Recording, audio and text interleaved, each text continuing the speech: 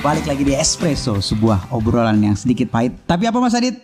Nggak bikin ngantuk. Iya. Udah pasti, namanya juga kopi ya. Iya benar. Ya, oke. Kita kali ini kedatangan bintang tamu. Ada dari Mas Adit. Wah, Mas Adit, Mas Adi. Terbalik gua.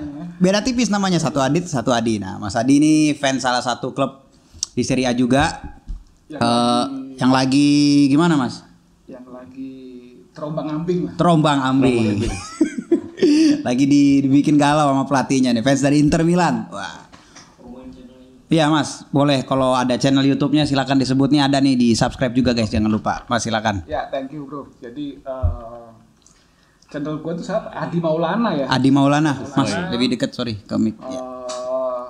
Bahas juga Liga Italia, sama lah sama teman-teman, cuman one man show. One man show, ya weh. Lebih bahas, lebih sering ke Inter ya Mas? Lebih sering ke Inter lah, kebanyakan Inter. Cuman kalau preview sama review juga bikin sih. Oh gitu, preview-review juga bikin. Nah ini berhubung dengan tadi Mas Adi udah nyebut preview dan review, kita mau ngebahas preview untuk Giornata selanjutnya nih, Giornata 8. Nah ini setelah break internasional, kayaknya banyak yang mungkin ada yang cedera, ada yang COVID. Nggak tahu sih ya, belum ada kabar terbaru lagi ya. Iya. Belum ada kabar terbaru lagi. COVID ya. Si Sergei kena COVID kemarin baru baca. Brozovic kena COVID, banyak. Brozovic kena ya. Ini memang harusnya international break nih ada nggak sih nih, sedikit intermezzo aja. Menurut kalian gimana nih? Menurut Mas Adi lagi kondisi gini, international break itu penting nggak sih? Ya harusnya nggak ada ya. Jadi kan memang udah banyak presiden klub yang juga menentang ya. Juventus ya, terus Lazio ya. Lazio.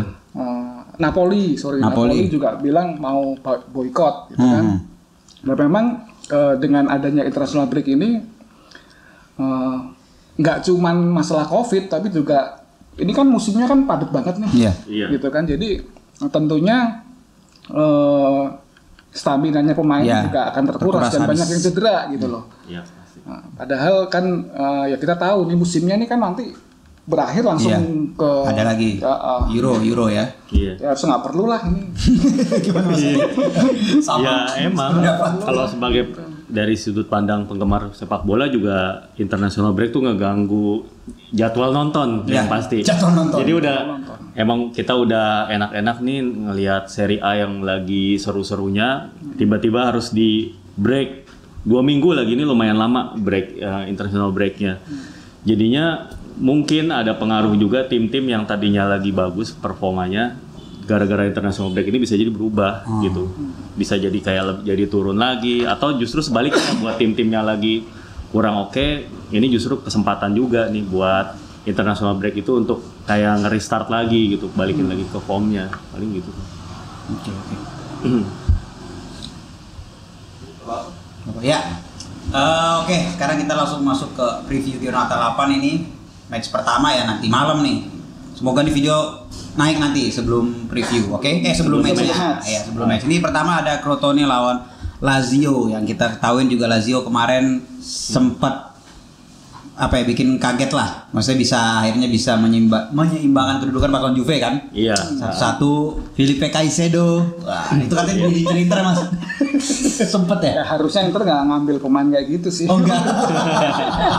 Nah ini lawannya Crotone nih, gimana nih prediksinya nih kira-kira menurut Mas Adit dan Mas Adi nih, Crotone Lazio nanti malam? Boleh dari Mas Adit dulu, Mas Adit. Crotone, kalau ngomong Crotone balik lagi kualitas lapangan itu juga. Oh iya bener. Lagi lapangan. Salah satu yang terburuk lagi. Iya. Korbannya ada banyak itu. Korbannya banyak. Ya, tapi Lazio juga lagi dalam performa yang bagus sih. Gua rasa sih, gua mendukung Lazio dalam pertandingan ini. Walaupun tanpa SMS ya. Iya, masih banyak kan. Sekarang udah ada Andres Pereira. Ya, Immobile udah main ya. Immobile udah main, Strakosya udah main, dan lainnya juga cukup lengkap lah. Selain SMS kan juga Luis Alberto ada. Luis Alberto ya. Meskipun kemarin dalam lah ya. Ada isu-isu dia komplain ya. Beli pesawat itu kan. Memang harusnya Lazio menang lah di match ini, karena Crotone juga belum pernah menang. Iya. Dan Prediksi gue mungkin Crotone ini degradasi lagi kayaknya nih tahun ini nih. Bisa. Ada kemungkinan bisa ya. Karena memang tapi selain kualitas lapangan yang buruk gitu loh. Kalau dari segi materi pemainnya memang juga belum kelihatan siapa yang jadi kreatornya gitu. Siapa yang menonjol itu juga masih belum kelihatan. Jadi ya masih bisa layak ditunggu sih Crotone ini kayak gimana ke depannya. Kalau misalkan memang sampai paruh musim begini-gini aja ya udah. Iya. Nah, terus lanjut lagi pertandingan jam 12 malamnya nih ada Spezia lawan Atalanta. Nah, ini Spezia Indo nih. Mana nih? Woi, Pak. Spezia Indo. Masa berdiri Atalanta. Hati-hati nih Atalanta nih katanya nih. Spezia tim yang cukup permainannya menurut gua. Enggak. Militan nih mainnya nih. Lu pas lagi lawan apa sih sebelumnya gue lupa, main nyerang loh dia padahal kalah. Lawan Juve. Pas lawan Juve. Wah, mainnya nyerang, bodo amat gue dari bantai yang penting dia. Ini kayak mirip kayak Lecce musim lalu sebenarnya. Iya, mirip. Nah, ini Atalanta sendiri lagi naik turun ya. Iya. Gimana Mas Adi prediksinya? Atalanta secara materi itu jelas jauh lebih unggul ya. Secara permainan mereka lebih matang ya. Tapi dua tim ini punya tipikal permainan yang sama gitu sebenarnya. Mereka berani high press, ya defensive line-nya kan juga cukup tinggi gitu, dan Spezia ini tim yang kompak gitu. Karena kalau tahu kan 3 pemain depannya ini kan udah main di musim kemarin di Serie B. Ya jadi nggak terlalu banyak perubahan gitu ya. Tapi ya lawannya Atalanta, kalau Atalanta bermain normal ya rasanya sih Atalanta lebih unggul ya. Lebih unggul ya. Terus juga Spezia tanpa Galabinov nih, gue dengar-dengar dia cedera. Iya. Jacopo Sala juga. Ngaruh. Yang penting 3 pemain depan itu main tuh. Nzola, terus siapa tuh yang pemainnya Fiorentina tuh? Agudelo. Ya. Gitu. Sama Giassi itu. Iya. Terus di Atalanta sendiri nggak ada Malinowski nih sama Caldara absen. Iya, nggak ngaruh juga sih. Ya. Ini dia nih Atalanta nih, Gasperini tolonglah mainin itu Fuller sama Drone di tengah. Jangan diganti-ganti. Karena itu penyeimbang kan? Karena itu penyeimbang sih. Jadi prediksi masih Atalanta nih. Masih Atalanta ya. Atau Mas Adit nih? Kalau nggak tahu ya, Atalanta lagi susah ditebak sih sebenarnya karena emang performanya angin-anginan gitu. Yeah. Karena mereka mungkin ada ngebagi fokus juga sama Liga Champions gitu. Jadi apalagi nanti kemarin Atalanta di Liga Champions baru dibantai Liverpool kan, pasti mereka juga fokus untuk match day match day keempat UCL juga gitu kan, buat pertandingan berikutnya. Jadi bisa aja ini ada kejutan dari Spezia. Seri. Gue sih megang Atalanta, Mas Iksan pasti Spezia, udah nggak perlu ditanya lagi dia. Tapi yang pasti ini match harusnya seru nih. Harusnya seru karena dua-duanya main terbuka. Karena main terbuka. Ini harus menarik sih karena harus memang menarik, harusnya. Kayak tadi gue bilang Spezia nih kayak Lecce musim lalu nih mainnya nih, aduh enak banget gitu loh dilihat nih, nyerang gitu loh. Kalau di IPL mungkin Leeds kali ya. Leeds lah bisa. Oke, itu tadi Spezia Atalanta ya. Nah terus nih ada Juve Cagliari. Nah ini sebenarnya ini tricky lagi nih. Kayaknya semenjak dipegang Pirlo, semua match Juve itu bisa tricky. Karena masih belum ketemu, jujur aja gitu loh, masih belum dapat gitu loh. Cagliari juga ada si siapa? Jagoan gua. Siapa? Nandes dong. Bisa ngobrak-ngabrik si. Jujur gue tuh agak heran ya kalau lu bilang Nandes bagus. Ya beberapa match oke lah, tapi anak ini masih naik turun banget. Masih naik turun ya. Cuman dia kalau udah gini, maksudnya secara teknik individunya dia bagus. Si Nandes itu ngotot lah ya. Ngotot. Itu dia enaknya dia tuh kayak gitu, walaupun memang balik lagi ke seluruh tim juga sih, mau nggak mau gitu loh. Jadi balik lagi, cuman kalau pemain-pemain kayak Nandes ini juga butuh disupport dengan pemain-pemain lain yang memang bagus juga gitu loh. Jadi kalau misalkan yang lainnya turun dia ikutan. Iya. Nah di Juve sendiri nih tanpa Aaron Ramsey, tahu gue tanpa Chiellini mungkin tanpa Chiellini sama Bonucci. Tanpa ketiga pemain yang bisa dibilang udah cukup mulai main rutin di bawah Pirlo. Iya. Absen lagi, jadi mungkin nanti ada Demiral ya, gimana Mas Ari? Nggak ada Chiellini sama Bonucci kayaknya cukup ngaruh sih, karena lini depan Cagliari juga bahaya. Si Joao Pedro sama Giovanni Simeone itu lagi bagus, lagi on fire dua-duanya. Sama siapa sayap kanannya? Gaston Ferrero. Onas. Siapa lagi? Iya Ada Monas, ya, ada Monas. Iya. Itu pemain Napoli. Dulu Pinjaman ya kalau nggak ya? salah. Gimana Mas Adi prediksi? Juve kah? Cagliari kah? Gua nih. Iya. Harusnya Juve ambil ya match kayak gini ya. Iya harus ya. Karena kalau kita lihat secara history kan dari 6 match itu sebenarnya Juventus nggak pernah kalah, bahkan menang terus. Menang 5 kali, kalah sekali. Tapi kalahnya itu kan kemarin itu udah di match-match terakhir yang dia udah udah nggak serius ya. Lawan Udinese jangan itu dihitung lah gitu. Nah memang harusnya ya Juve itu nggak main bertahan kayak kemarin lawan Lazio. Itu gitu. parah. Menurut saya sih itu gitu kan. Jadi kalau dia bisa main normal ya, materi pemainnya secara kualitas individu kan mereka jauh lebih bagus. Ya, meskipun memang ngaruh sih benar kalau Chiellini sama Bonucci nggak main ya. De Ligt itu kan udah cedera agak panjang ya. Yeah. Jadi mungkin ya kita lihat lah apakah Simeone sama Pedroni bisa ngacak-ngacak memanfaatkan ini gitu, memanfaatkan Masih ini ada belakang ya. yang Tapi Juve juga masih ada sedikit rasa aman karena masih ada Demiral ya Mas Adi. Iya, ada Demiral, ada paling ya lagi-lagi Danilo yang dipasang jadi back. Iya. Ini masih belum ketebak nih Pirlo bakal pakai formasi 4 back atau 3 back. Iya, bisa jadi gitu. Masih belum dapat Mungkin juga. kalau krisis center back kayak gini ya ada baiknya balik lagi ke 4 back. Karena ya pakai tiga susah. Tapi ya gue ngeliat sih pertandingan ini ujung-ujungnya Juve yang menang tapi nggak bakalan gampang sih. Paling ya lagi-lagi Juve nggak belum bisa memenangkan pertandingan dengan nyaman gitu. Kayak gitu. Itu yang menjadi problemnya besar. Juve itu dikit tambahin ya. Juve itu sebenarnya ya kalau kita perhatiin dia kalau main 3-5-2 itu sebenarnya mereka pasang 4 back. Iya. Gitu. Jadi set up-nya aja itu main 3 back. Tapi sebenarnya kalau mereka defense itu 4 back. Iya, itunya minggir ke kanan. Iya. Kuadrado si Danilo atau Cuadradonya minggir ke kanan, terus si Danilonya minggir ke kiri gitu. Tapi memang Juve belum dapat juga sih bek kiri yang bagus nih. Maksudnya Alexandro-nya kurang lah, maksudnya ya waktu itu kan sempat ada rumornya katanya Marcelo kalau jadi sih lumayan serem juga jadinya sih. Oke, next lanjut. Jadi prediksi masih Juve lah ya, masih menang tapi belum masih bakal susah ya. Terus ada Fiorentina Benevento. Nah ini Filippo Inzaghi nih. Dalam tekanan ya. Masih dalam tekanan banget sih. Pokoknya dia pas udah masuk Serie A kayaknya udah isi tekanan dulu masih ketemunya udah. Nah dan ini ada pelatih barunya Fiorentina juga, Cesare Prandelli ya. Ini debut. Ini kira-kira apa nih yang bakal disajikan sama si Prandelli? Gimana nih menurut Mas Adi, kira-kira Fiorentina gimana nih Mas di tangannya Prandelli nanti? Ya dia kan pelatih yang udah bawa Fiorentina tahun 2010 terakhir kan. Dan memang selama dia bawa Fiorentina nih pelatih nih ini cukup baik lah, dia bisa masuk ke 4 besar 2 apa 3 kali gitu. Iya. Kan, tapi ini kan udah lama. Udah ganti. Iya benar. Dan setelah dia ngelatih Italia ini pelatih kan juga nggak ngelatih tim besar. Iya betul. Ya tekanannya pasti kan berbeda gitu. Jadi ya kita lihat. Cuman si Fiorentina ya biasa kan kalau tim itu pergantian pelatih pasti pemainnya punya motivasi baru supaya dapat spot. Supaya dapat spot. Apalagi beberapa pemainnya kan masih muda-muda nih.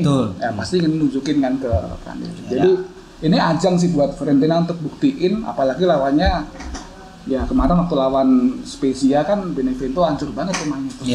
3-0 kan, jadi ya harusnya Fiorentina bisa ambil. Iya setuju sih. Paling sedikit nambahin aja, Prandelli kemungkinan besar tuh akan kayak ngeganti formasi dari dasarnya 3 back jadi 4 back kemungkinan, karena dia sepanjang karirnya kan identik sama 4 back 4-2-3-1 lah atau apa. Dan kalau dia udah bisa nemuin formula yang bagus, dia punya pemain-pemain tengah yang emang yang bagus-bagus semua gitu. Ada Pulgar sama Amrabat tuh bisa dijadiin double pivot kalau dia mau. Benassi masih ada kan? Iya, Benassi kalau nggak salah udah cabut ya, udah kayak las ya. Terus masih ada Castrovilli, ada Bonaventura, Ribery ya. Maksudnya Iya. Ada Callejon juga itu. Artinya materi pemain ini bagus banget kalau bisa diramu dengan baik sama seorang pelatih yang berpengalaman kayak Prandelli ini sih. Harusnya Fiorentina bisa bangkit ya. Tapi ya lagi-lagi nggak tahu, kayak nambahin yang Mas Adi juga bilang, kayaknya Prandelli itu setelah ngelatih timnas Italia performanya tuh cenderung turun malah gitu. Iya. Nggak pernah ngelatih klub-klub gede lagi. Bisa dibilang puncak karirnya dia tuh ya pas timnas Italia tahun 2012, pas Italia masuk final Euro itu. Setelah itu udah kayak kehilangan magisnya. Nah, kita nggak tahu nih apakah pilihan manajemen Fiorentina untuk meng-hire Prandelli ini tepat atau enggak. Tapi paling enggak untuk menyeimbangkan lah kapal yang lagi goyang gara-gara apa ditinggal sama BP Yakini ya udahlah paling enggak Prandelli untuk nyelamatin musim inilah. Mungkin ya. Gitu. Untuk short term oke lah. Iya, Untuk short term. rasanya oke lah. Tapi untuk long term ya perlu dilihat lagi kan masih. Iya. Dan Benevento juga ada 4 pemain cedera, salah satunya si Dabo sama Falke juga. Dabo nggak main? Brian Dabo ya. Baca-baca sih cedera katanya Dabo dan si Iago Falke Falke. itu cedera. Jadi Fiorentina sih lebih diunggulkan lah, bisa dibilang ya diunggulkan. Nah, terus oke lanjut. Ini dia nih. Ini 2 tim yang sebenarnya jadi salah satu tim yang gua tonton dari musim lalu nih dua-duanya nih. Iya. Verona lawan Sassuolo. Ini ketemu juga. Ini salah satu sebenarnya ini big match gua nih. Iya, ini big match ini. Ya, ini big match buat gue nih, Verona lawan Sassuolo karena dua-duanya sama-sama menarik nih gaya mainnya si Ivan Juric dan si Roberto De Zerbi nih. Ini gimana nih kalau menurut Mas Adit? Verona Sassuolo, gue sih sebagai assassin. Assassin. Ya gue di sini Sassuolo Indonesia sebagai penonton Sassuolo, penonton netral ya. Jadi ini emang setuju ini match yang seru banget. Dua pelatih ini punya gaya main yang bisa dibilang modern lah ya gitu. Sepak bola modern kayak De Zerbi dengan permainan cepatnya, high press. Begitu juga Ivan Juric yang benar-benar pinter banget nyari kelemahan lawan gitu. Yeah. Ivan Juric itu pinter banget mengeksploitasi kelemahan lawan. Dan buat defense-nya Sassuolo yang sebenarnya nggak oke banget, ini bisa bahaya sebenarnya. Ditambah Sassuolo nggak ada Caputo nih katanya nih, cedera. Iya. Kalau Sassuolo sih gue rasa penyerang-penyerangnya absen pun nggak terlalu masalah karena waktu Berardi absen, Jeremy Boga absen masih ada kayak Raspadori atau siapa Filip Juricic bisa ngisi di situ. Bagus tuh. Ya, gua rasa sih Sassuolo nggak akan masalah kalau di fase ofensifnya. Defense-nya aja paling yang agak-agak mengkhawatirkan nih. Kalau ketemu tim kayak Verona gitu ya. Di sini sih gue sedikit mengunggulkan Verona sih. Apalagi Sassuolo juga kurang stabil juga belakangan ini. Mas Iksan, lu pegang apa udah? Mas Adit dukung Verona biar gak nyalip Milan. Iya dong. Gua tetap Sassuolo lah. Mas Adi. Ini ada drama Kumbula pengen diinter cuman nggak jadi. Kasihan loh. Tapi Kumbula di Roma juga nggak bagus-bagus amat kayaknya. Belum. Adaptasi. Kita lihat. Terus gimana Mas? Gua sih nggak melihat Verona ini tim yang menarik sih. Oke. Terus terang aja gitu. Jadi lihat cara mainnya beberapa match gue nonton tuh nggak terlalu impresif lah gue dengan Verona gitu. Nah, cuma kan memang dia 7 match sih baru kebobolan berapa gol ya? Termasuk yang paling sedikit kan? Iya paling gitu kan paling sedikit mungkin 5 gol gitu. Sedangkan Sassuolo tuh tim yang paling produktif di Liga Italia saat ini gitu. Nah, ya kalau gue Sassuolo sih. Ini cuman sih. Kalau boleh nambahin Verona nih ada banyak cedera juga nih Mas. Salah satunya nih sorry gue baca ada Benassi cedera, Ebrima Colley, Darko Lazovic. Dan iya itu udah cukup lama kayaknya cedera. Faraoni juga cedera. Wah. Iya. Infonya sih cedera ya, kita nggak tahu nih gimana. Gue nambahin dikit ya, Sassuolo nih ya. Kan mungkin yang Ngasio yang minggu kemarin kan sempat bahas dikit ya. Iya. Gitu kan. Menurut saya sih Sassuolo ini belum sebagai tim yang Oke. gitu masih mainnya masih naik turun. Iya. Kalau kita lihat kemarin waktu lawan Udinese, Udinese itu kesulitan banget. Udinese main parkir bis. Iya kalau Ya, sama sekali nggak ada kreator yang bisa merubah permainan Sassuolo sendiri gitu loh. memang kalau antidotnya tim-tim yang mainnya agresif menyerang kayak gitu parkir bis. Iya betul. Itu memang udah umum sih ya. Itu kayak belum ketemu formulanya buat nembus itu dengan nyaman ya maksudnya. Iya. Oke, itu tadi jadi masih Verona ya Mas Adi? Enggak, gua Sassuolo. Mas Adit yang Verona, gua tetap Sassuolo Indonesia, assassin, mantap. Oke, next. Nah, ini nih Mas. Tim kesayangan Inter versus Torino. Gimana nih Mas Adi? Langsung. Ya kalau Inter nggak bisa menang gitu ya, jangan berharap Scudetto. Udah itu aja sih kalau Sebuah statement. Iya, iya. sebuah statement. Tapi permasalahan Inter ini ada dua nih kalau gue lihat ya. Pertama di match kali ini dia itu pemainnya kan banyak banget yang main di international match. Iya. Oke. Jadi pasti sisi kebugaran itu jadi masalah. Ya, bukan cuman karena mereka bermain itu, tapi perjalanannya itu kan juga, Travelingnya, ya. apalagi 4 pemain tuh main di benua yang berbeda ya. Hakimi, lalu Alexis Sanchez di Amerika, di benua Amerika, terus Vidal sama Lautaro. Ya. Ya, yang lain juga banyak yang main di Eropa. Belgia ya, Lukaku. Nah, satu itu. Yang kedua, cara bermainnya si Conte ini belum kembali gitu loh. Dibanding Bukan yang belum musim kembali kemarin. mas, bukan belum kembali. Emang nggak pernah berubah. Nggak pernah berubah. Nggak pernah berubah. Enggak. Loh, tapi gue terus terang nggak komplain sama formasinya yang 3-5-2. Gue nggak komplain masalah itu. Gitu. Cuman yang gue sayangkan adalah Gaya mainnya. Nah, itu. gitu. Jadi variasi serangannya tuh terlalu monoton gitu. aja ya. Dari sayap Terlalu gitu ya. sering dari sayap. Mau udah menang kayak mau udah kalah kayak Iya. apalagi kalah begitu gitu tuh. Ya, nggak berani untuk ambil inisiatif menyerang dari tengah. Iya. Terlalu sering main aman gitu. Iya. Big pass seperti itu. Jadi ya ini harus dirubah lah. Gitu. Tapi pede menang lah ya. Harus menang. Harus menang. Nggak pede tapi harus. Harus menang. Gimana Mas Adi? Torino ini lagi kusut nih Mas Adi.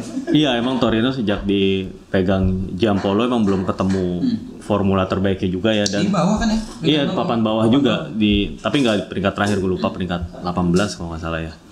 Yang jelas Torino itu sangat sulit untuk mempertahankan keunggulan di eranya Giampolo ini. Jadi beberapa kali mereka tuh udah unggul gitu, dan padahal Belotti-nya juga lagi on fire gitu, baik di klub atau di timnas ya.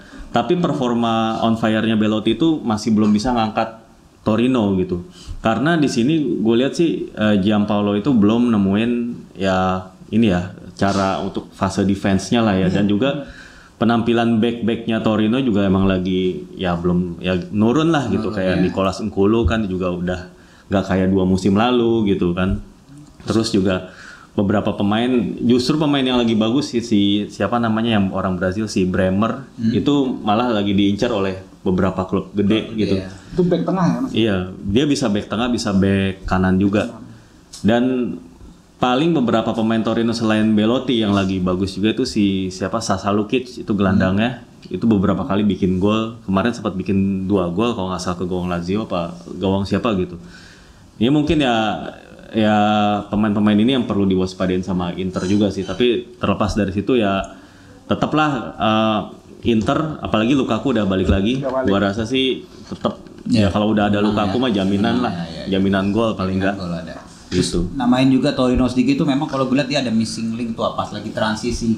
Iya. Jadi dari bertahan mau nyerang itu ada gap yang cukup jauh antara pivot sampai ke 3 depan, itu jauh, kosong tengahnya. Iya. Itu tuh yang gue akhirannya mungkin banyak orang bilang dengan cara sarkas Giampaolo ball gitu kan, ibaratnya muter aja karena gapnya itu kayak kejauhan susah tuh bola nyampe depan. Akhirannya ya mereka gampang kerebut, dieksploitasi tengahnya dah. Iya. Harusnya manfaatin Verdi ya, karena Verdi kan punya kemampuan untuk dribbling penetrasi, gitu, iya. Kayak gaya mainnya Giampaolo nggak begitu ya, kayak bermasalah juga. Oke, jadi masih diunggulin Inter lah ya di match ini. Terus next ada Roma Parma, ini juga menarik juga nih. Roma Parma dengan dengan absennya Zeko katanya cedera. Masih isolasi ya? Iya, Kayaknya masih isolasi, belum tahu sih ini udah negatif atau belum. Ada kemungkinan dia nggak main juga.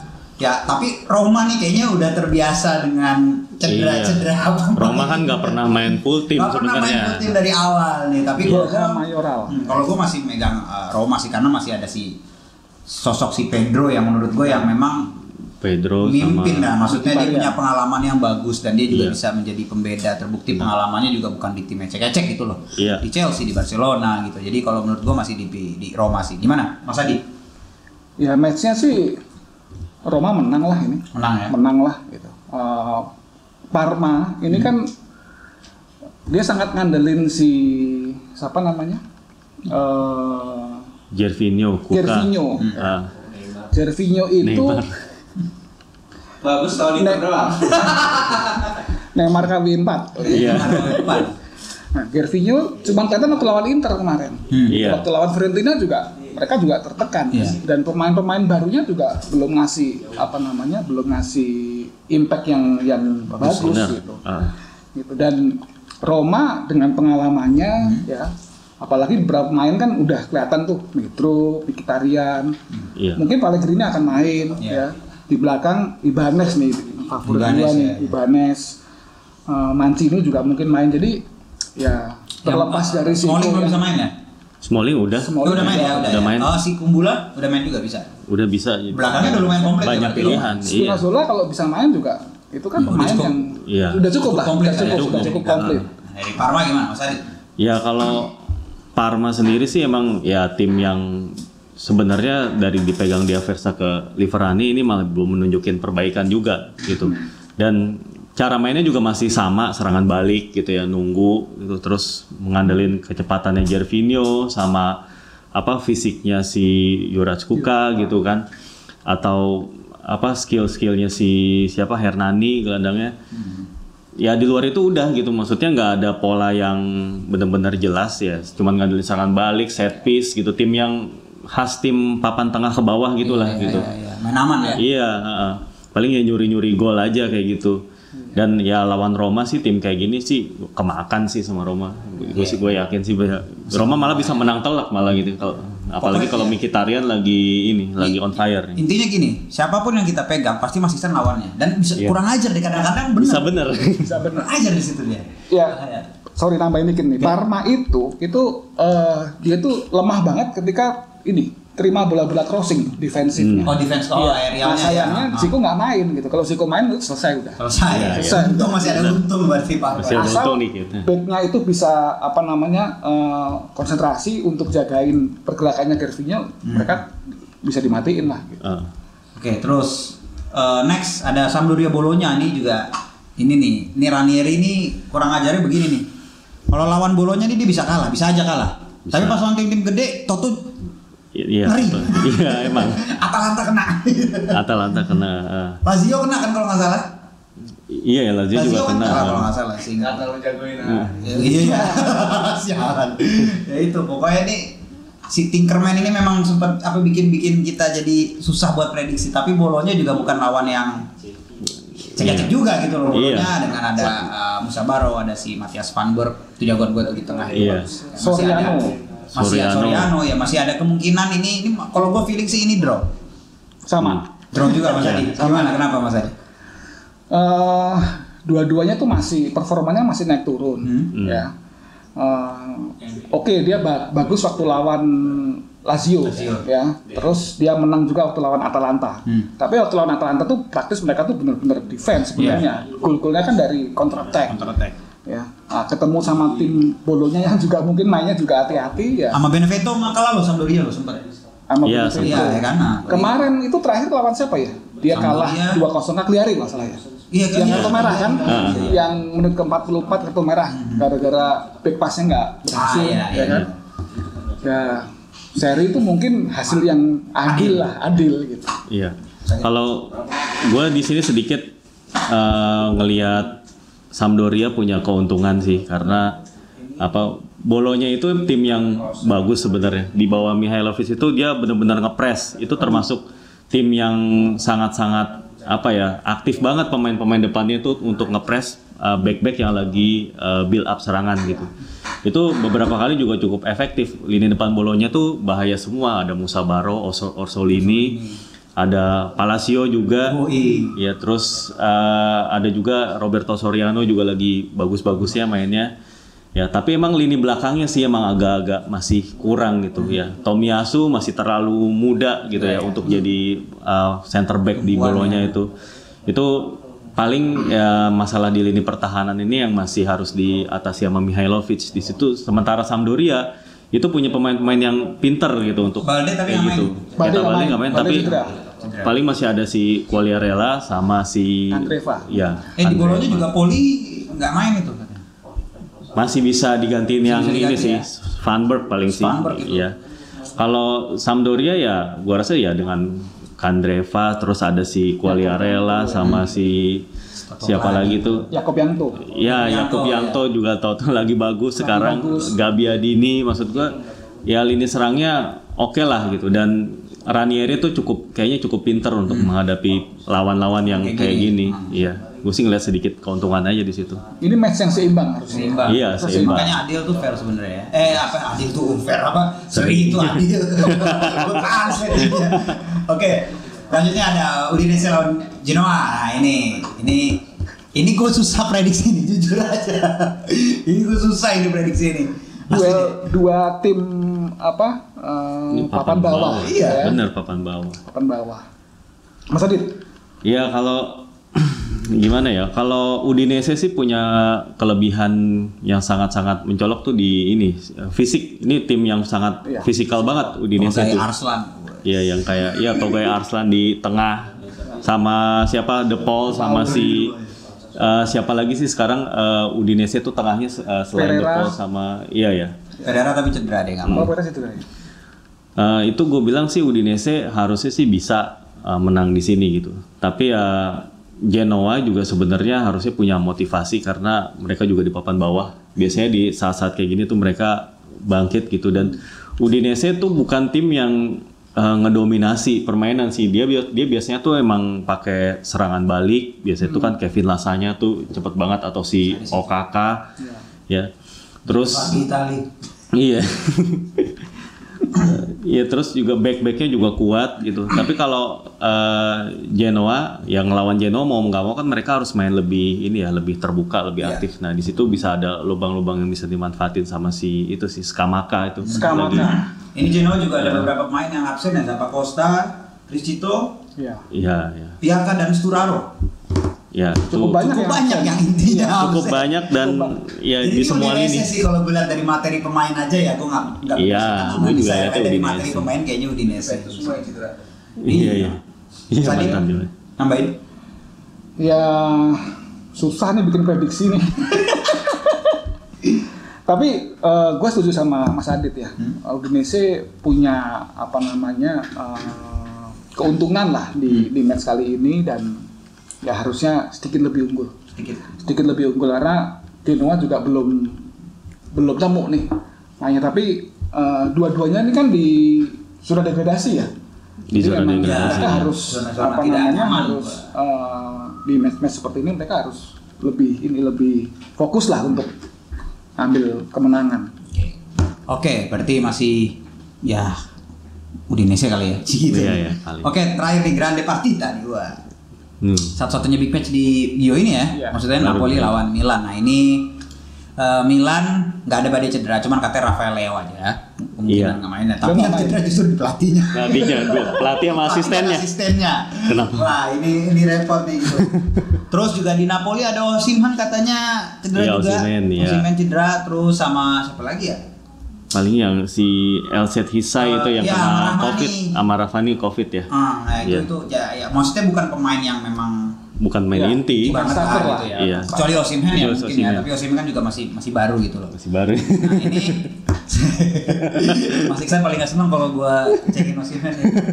Oke, tapi ini tricky sih buat kalau gua lihat dari Milan ini tricky nih. Ini bisa. Karena Bonera nih yang di bench. Gimana nih Mas Adi coba? Ya Bonera sebenarnya paling udah ada pengalaman ngelatih itu jadi staf pelatihnya Villarreal itu juga. Dulu waktu pas dia baru pensiun. Nah sekarang pindah ke Milan gitu. Tapi gue ngeliatnya dulu Bonera waktu sebagai pemain kan dia juga bukan pemain inti juga, kebanyakan cadangan ya. Nggak bisa dibilang legend juga sih entar. Malah dibilangnya Lord Mas. Ya tapi maksudnya kita nggak tahu style ngelatih, gue benar-benar nggak tahu. Tapi yang jelas dia kan pasti masih dapat arahan lah dari Pioli dan timnya gitu. Paling pakai headset terus dia ngedengerin. Dan drone, Pioli mana latihan pakai drone. Iya. Pakai drone. Cuma mungkin emang inisiatif di lapangan tuh kan harus dia yang ambil. Itu kayak dia. Misalnya pergantian pemain lah atau kayak ngasih instruksi yang mikro lah Mas ya. Harus ngoper ke siapa, harus gimana. Nah, itu yang masih ini ya tanda tanya lah gitu. Tapi Boneranya diomelin Ibra. Iya bisa jadi. Ibra yang jadi pelatih. Malah Ibra jadi pelatih. Nah, tapi kalau dilihat terlepas dari faktor itu sih, gue ngeliat ini karena ini big match ya, Ya. dan Milan juga pasti kan nggak mau gitu aja tersungkur lah gitu, karena kalau kalah ada resiko kegeser, apalagi misalnya Sassuolo menang gitu, terus ya Sassuolo Napoli menang ya, kalau kalah otomatis Milan kegeser gitu. Nah ini pastinya ya motivasi inilah gue rasa yang akan bikin Milan itu mainnya akan alot seperti biasa, dan yang bagusnya dari Milan sekarang adalah mereka tuh ya kalaupun akhirnya kalah itu nggak gampang kalahnya, udah punya mentalnya tuh udah mulai kebentuk gitu. Tapi sama Lille gampang manus sih. Itu kan kaget aja. Kandang lagi. Iya. Jadi gimana Mas Adi? Masih PD Milan menang atau? Kalau menang sih gue nggak yakin juga, seri lah paling nggak. Oke, Mas Adi gimana Mas Adi? Nih kakak tiri lagi main. Kakak tiri lagi main. Sebenarnya di musim ini sih saya berharap Milan ini paling nggak bisa 4 besar lah. Iya. Iya dong Mas. Ya. Harus. Bisa 4 besar ya. Kalau nggak masuk Napoli mau beli jersey-nya nih. Harus dari sekarang beli jersey-nya. Kita dulu. Nah, Napoli itu secara materi sebenarnya dia bisa bersaing di Scudetto, harusnya. Dalam ya ini. harusnya, Iya. tapi cara bermainnya itu masih naik turun banget. Iya betul. Waktu lawan Sociedad misalnya. Setelah si Insigne keluar, itu langsung kacau mainnya. Iya. Gitu. Tapi udah unggul kan kondisi. Enggak. Mereka masih kosong-kosong. Mereka keserang terus, tapi dapat peluang dari Politano, akhirnya jadi gol. Iya. Gitu ya. Nah, terus beberapa match lah itu masih naik turun. Terus penampilannya si siapa yang dari Monaco tuh, yang dulu pernah Bakayoko juga masih sangat naik turun gitu ya. Nah, sedangkan Milan ini sebenarnya lebih stabil. Permainannya lebih stabil. Karakter timnya itu udah kebentuk lah. Iya. Udah kebentuk. Mungkin memang di beberapa match terakhir dia agak turun ya. Tapi harusnya sih ini jadi momen Milan untuk bangkit lagi. Dan kalau dilihat dari cara bermain sih saya lebih prefer Milan menang. Meskipun memang nggak gampang juga. Ya. Tapi kalau perlu digarisbawahi lagi, tadi Mas Adi nyebut Bakayoko itu yang bisa bagus dari kemarin itu karena Gattuso. Waktu Gattuso di Milan bagus. Nah, ini ada mereka reuni nih. Iya. Ini gue menitik beratkan ada di Bakayokonya. Bakayokonya main bagus bisa bahaya buat Milan. Kalau yang gue lihat ya, karena gitulah hubungan antar pelatih dan pemain yang memang udah ada chemistry-nya kayak Gattuso dan Bakayoko contohnya itu ya berpengaruh banget di lapangan. Nah itu dia, makanya gue rada sedikit takut gitu ya pas denger transfernya Bakayoko ke Napoli. Aduh, Gattuso nih. Iya. Dan Bakayoko juga sembuh, sempat cedera kemarin kan, tapi sembuh. Dan ini ya memang gue juga sendiri tetap mau gimana pun gue akan mengunggulkan Milan gitu. Tapi ya memang nggak gampang gitu, apalagi di kandang Napoli nih. Iya. Iya, kandang Napoli. Tapi kan nggak ada penonton, Bro. Iya sih tetap, cuman ya aura mungkin ada lah.